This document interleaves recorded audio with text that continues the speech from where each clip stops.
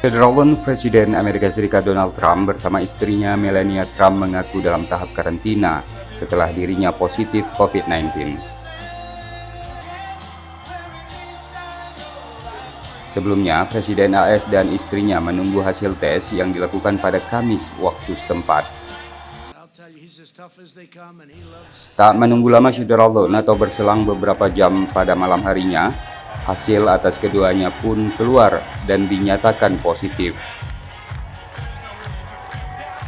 Sementara melalui akun Twitternya, Trump mengabarkan status positifnya dan mengaku akan melanjutkan Melania akan memulai proses pemulihan dan akan melewatinya bersama.